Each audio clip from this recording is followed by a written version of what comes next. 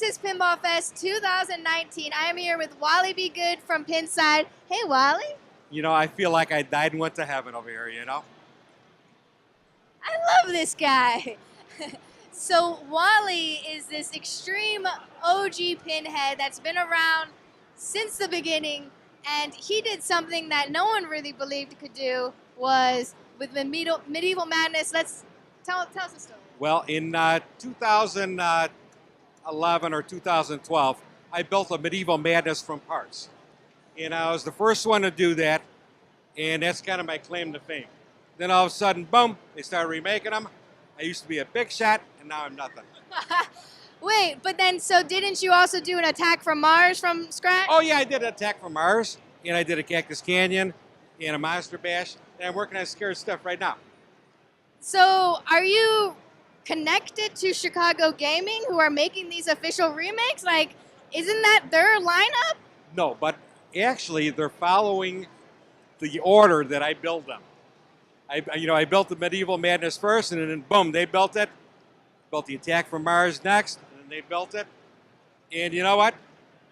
I built Cactus Canyon third, so I'm saying that they're probably going to make Cactus Canyon the third. Yeah, they're probably going to announce it at this show too. Really? I'm kidding. So, okay, so Yes. why is rebuilding Medieval Madness just from spare parts such a big deal? You know what? I love every bit about this hobby. I tell people it's a little bit of carpentry, a little bit of bondo, a little bit of sanding, a little bit of painting, a little machining, a little bit of mechanical, a little bit of electrical, a little... What did I leave out? And boom, when you're done, you get to play it. I mean, it's a lot better than building birdhouses. But why not just go out and find a Medieval Madness and just buy it and then put it in your showroom at home then? Why are you taking each little piece, and where are you getting all these pieces to build an old machine from the 90s anyway? Well, you know what? When Williams shut down in '99, parts are scattered through the whole world. And I've met so many people, really great people from Australia, England, all over the world that have parts because they're scattered all over the place. And part of the fun is searching for parts. It really is.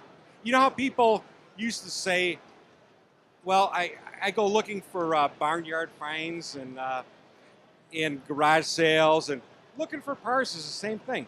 I mean, it's great. You know, it's a piece of it. So that's just part of the allure to you. It is, definitely.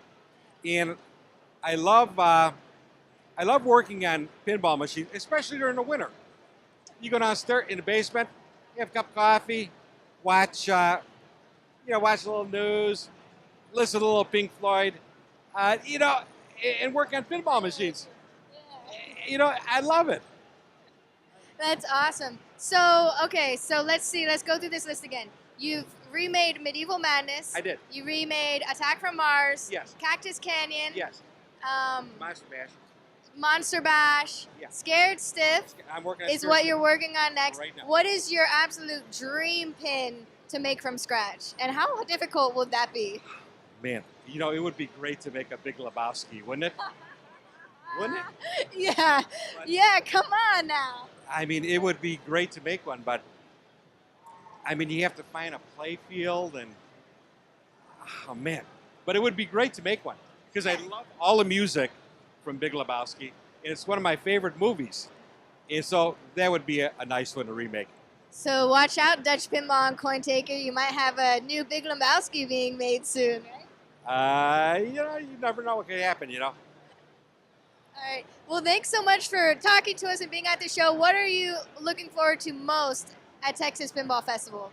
Well, you know what? I always look forward to meeting a lot of friends that I haven't seen for a while. You know, Mark from Marco, and Spooky Charlie. It's always good seeing those guys, and I don't get to see them very often except for the shows. And it's great. What makes pinball people so awesome? Well, you know what I think it is? You know, my wife asked me, she says, Wally, the guys from Pinball Life, do they have any family or, you know, they like sports or political. I said, I have no idea, because all we talk about is pinball. I have no idea what these people are interested in. And you know what? I don't care. Out here for a weekend, all we're talking about is pinball. That's all that matters. And I love it. I just, you know, that's all we talk about. And have you seen any, since you're really big in the homebrew and making pins from scratch, have you walked around the show floor and have you seen any pins that really stand out to you that has been some crazy custom design yet? Well, no, I haven't. Not yet. Not yet. Not yet. But you know what? I gotta. You know what? I might take a look around. Maybe I'll be back a little later. I'll tell you which one I really. Yeah. Last year, when I was here, there was a pinball machine called Skyrocket. Absolute genius. Why? And if it's here again, you got to play it. Skyrocket. Play that one, okay? I heard there's a Xenon here that has some crazy mod with some original soundtrack music from the woman who does the voice of Xenon. That's kind of added to it. Really? Yeah. Somewhere around here, like when you get game over, it turns on a switch and starts playing her music. Okay, I'm gonna go look that up. Okay.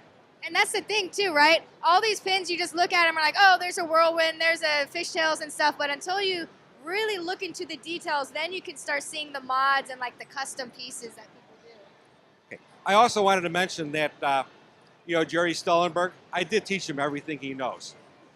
You know, a lot of people think he's an electrical genius, and I showed him all that stuff. But you know, one of my other claim to fames, you know, besides the medieval. Yeah. You ever see anybody out there like at a wedding dancing with a beer bottle in their hand? Sure, all the time. I invented that. Oh, you're the guy. So if you see anybody out there, you know, drinking and dancing, I invented that. You invented. Can you show me some of your drinking and dance moves?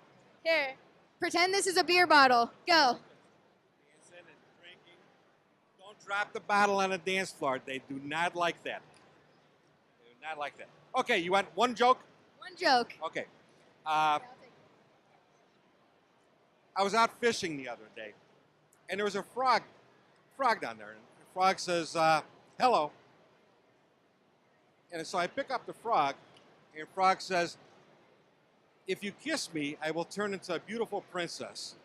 And we could go out dancing, and we could go out clubbing. We could do a little, I'm really good at back massages.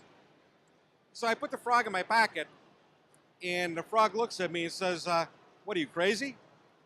And I said, you know, at this stage of my life, I think I'd rather have a talking frog.